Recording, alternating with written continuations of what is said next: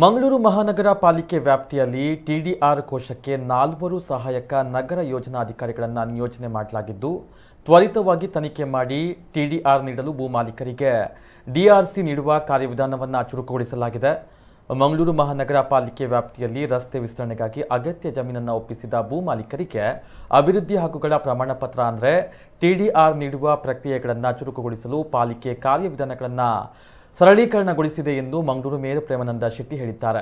ಮಂಗಳೂರು ನಗರ ಪಾಲಿಕೆ ಕಚೇರಿಯಲ್ಲಿ ಆಯೋಜಿಸಲಾದ ಸುದ್ದಿಗೋಷ್ಠಿಯಲ್ಲಿ ಮಾತನಾಡಿದ ಅವರು, ನಗರದಲ್ಲಿ ಖಾಸಗಿಯವರಿಂದ ಪಡೆದು ರಸ್ತೆ ಅಭಿವೃದ್ಧಿಪಡಿಸಲಾಗ್ತಾ ಇದೆ. ಇದನ್ನು ತ್ವರಿತಗತಿಯಲ್ಲಿ ನೀಡಲು ಟಿಡಿಆರ್ ಸೆಲ್ ರಚನೆ ಮಾಡಿದ್ದು ಅಧಿಕಾರಿಗಳನ್ನು ನಿಯೋಜನೆ ಮಾಡಲಾಗಿದೆ.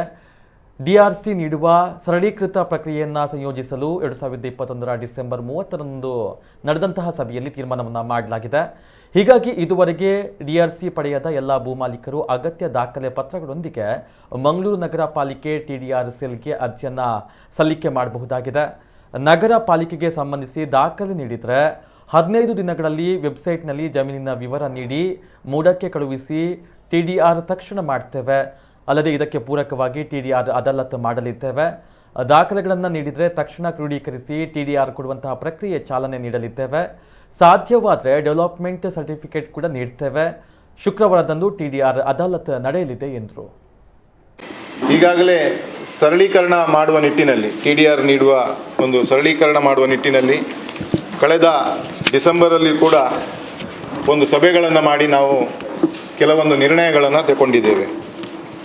ಆಯುಕ್ತರು ಕೂಡ ತಿದ್ದುಪಡಿಯ ಒಂದಿಗೆ ಅಂದರೆ ಕಳೆದ 2021 7/10/2021 ಏನು ಟಿಡಿಆರ್ ಕಾಯ್ದೆಗೆ ತಿದ್ದುಪಡಿಯಾಗಿದೆ. ಅದರ ನಂತರ ಯಾವುದೇ ರೀತಿಯಾದಂಥ ನಿಯಮಗಳು ಸದ್ಯದ ಮಟ್ಟಿಗೆ ರಚನೆ ಆಗಿಲ್ಲ.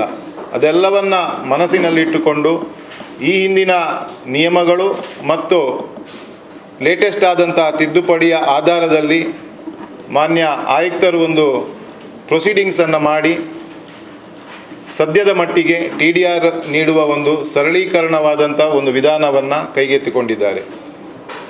ಹಾಗಾಗಿ ನಾನು ಜನಸಾಮಾನ್ಯರಲ್ಲಿ ವಿನಂತಿಯನ್ನು ಹೇಳಿದರೆ,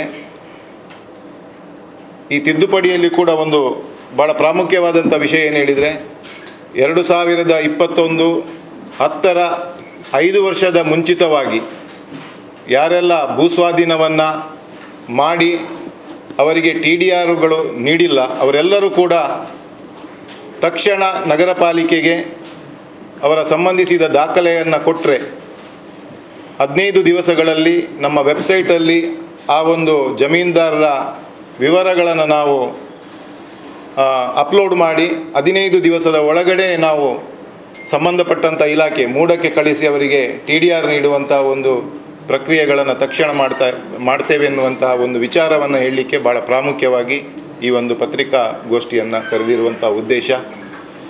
ಅದರ ಜೊತೆಗೆ ಇನ್ನೊಂದು ಭಾಳ ಮುಖ್ಯವಾದಂಥ ಒಂದು ನಿರ್ಧಾರ, ಟಿಡಿಆರ್ ಅದಾಲತ್ತನ್ನು ಕಡೆಯುವ ಮೂಲಕ. ಯಾಕೆ ಹೇಳ್ತಾನೆ ಹೇಳಿದರೆ, ಜನಸಾಮಾನ್ಯರಿಗೆ ಈಗ ಟಿಡಿಆರನ್ನು ನೀಡಬೇಕಿದ್ರೆ ಅದಕ್ಕೆ ಮುಂಚಿತವಾಗಿ ನಾವು ಪ್ರಮುಖವಾದ ವಿಷಯ ಹೇಳಿದರೆ ಅವರಿಗೆ ಸಂಬಂಧಿಸಿದಂಥ ದಾಖಲೆಗಳನ್ನು ಸಂಗ್ರಹ ಮಾಡುವುದೇ ಒಂದು ದೊಡ್ಡ ನಮಗೆ ಸವಾಲು.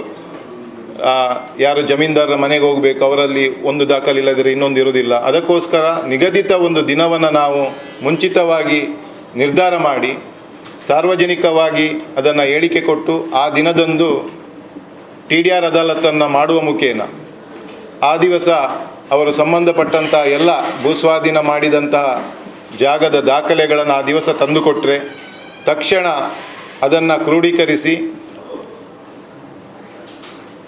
ಆ ಟಿಡಿಆರ್ ನೀಡುವ ಪ್ರಕ್ರಿಯೆಗೆ ನಾವು ಚಾಲನೆ ಕೊಡ್ತೇವೆ ಅದೇ ದಿವಸದಿಂದ.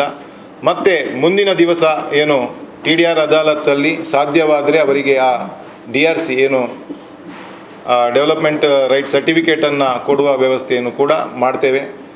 ಹಾಗಾಗಿ ಇದೇ ವಾರದಲ್ಲಿ ಶುಕ್ರವಾರದಂದು ಮೊದಲನೆಯ ಟಿಡಿಆರ್ ಅದಾಲತ್ತನ್ನು ಆಯೋಜನೆ ಮಾಡಲು ನಾವು ತೀರ್ಮಾನಿಸಿದ್ದೇವೆ.